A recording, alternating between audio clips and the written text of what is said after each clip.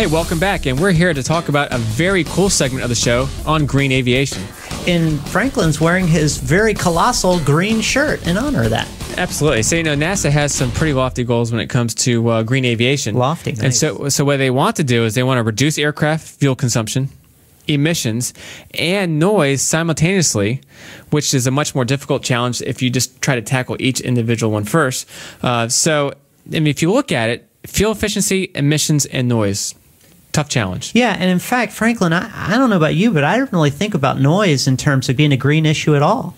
Well, noise is pollution, and around the airports, that has been a number one concern of the residents, is that the air pollution and the noise pollution that come from aircraft has been too high. Well, if you look at each of these factors real quick, fuel efficiency. Do you realize in 2008, U.S. commercial air carriers burned 19.7 billion gallons of jet fuel, while aircraft owned and operated by DoD burned another 4.6 billion gallons of jet fuel?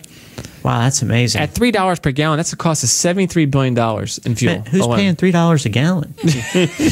Well, back in 2000. Oh, yeah, okay, all right, fair enough. And if you look at emissions as well, we're trying to reduce emissions by 20% by 2015, 50% by 2020, and 50% by greater than 50% by 2025.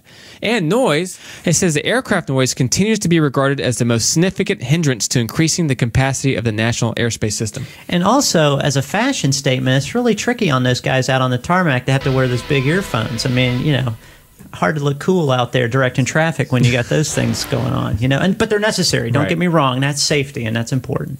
Well, tell us about the interview. I talked to Florence Hutchison, who's an engineer. She works in the QFF, or the Quiet Flow Facility, and she talked to me briefly about what NASA is doing to reduce aircraft noise. Let's take a look at that interview. Cool. Hey guys, we're here with Florence here at the QFF, or the Quiet Flow Facility at the NASA Langley Research Center. Yes. We're talking about green aviation. Yes. What is green aviation? Green aviation is about aircraft that have minimum impact on the environment. Mm-hmm. So NASA is working on meeting the goals of green aviation. Some of the impacts we're concerned with are noise, fuel burns, and emissions. We don't want to pollute the air.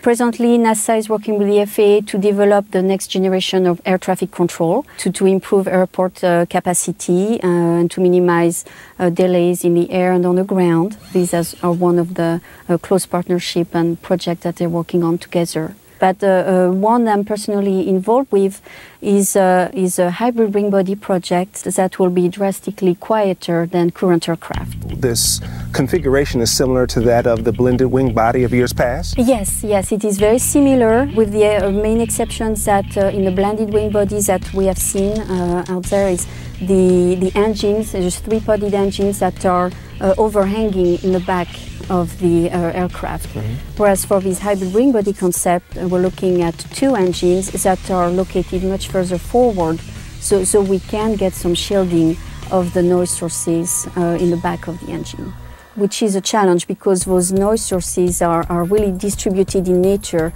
so it makes it harder to shield them. I take it here in the Quiet Flow Facility, you are trying to lighten the amount of noise that's coming from the aircraft body. We concentrate on the noise goal, developing quieter aircraft. So this facility is specifically designed for aeroacoustic testing, mm-hmm. where aeroacoustics is the science of aerodynamically generated sound.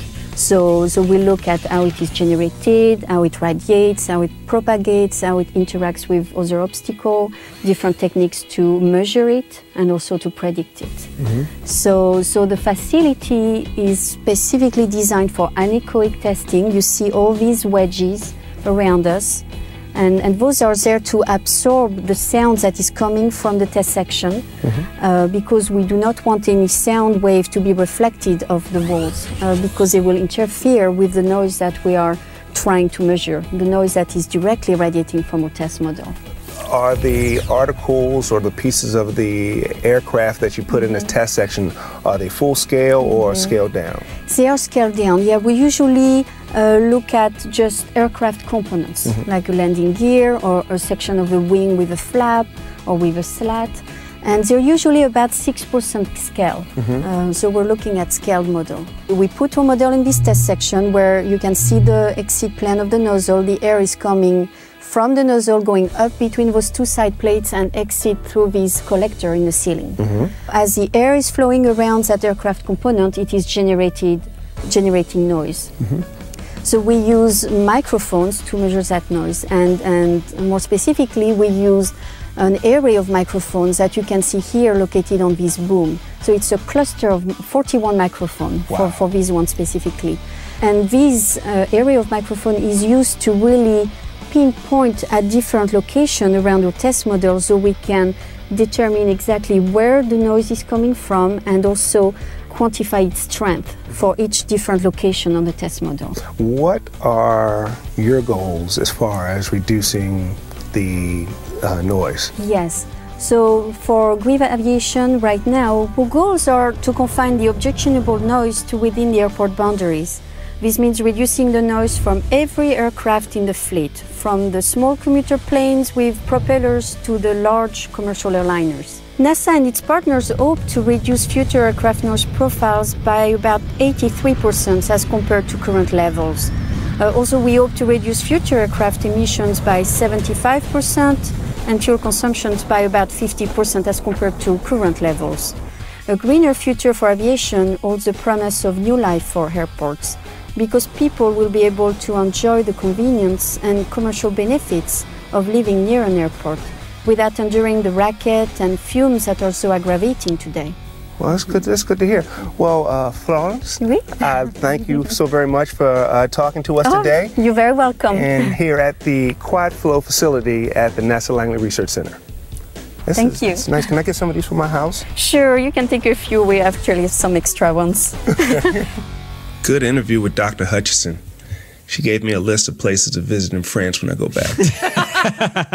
Well, we need to plan that trip because Bonjour, ça va? yeah, very nice interview. And she's great. She's very easy to work with. Oui.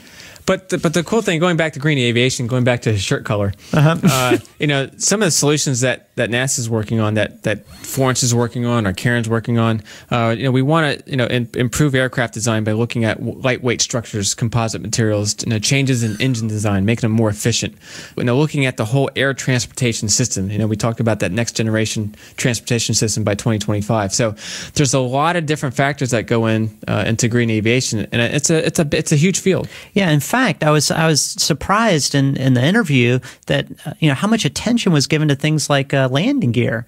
And it's like you drop the landing gear, it's like blowing a whistle or something. Here we are, we're going to land. Absolutely. And she talked about, when aircraft are coming into the airport, they're moving a lot slower. And when the landing gear comes out, it's just another obstruction in the flow of the air around the aircraft, which causes so much noise. So that's what they're working on to reduce the noise in the QFF. That's good stuff, Franklin. But we got to take a break. Absolutely. When we come back, you'll find out what new development has Langley all abuzz. You're watching NASA Edge.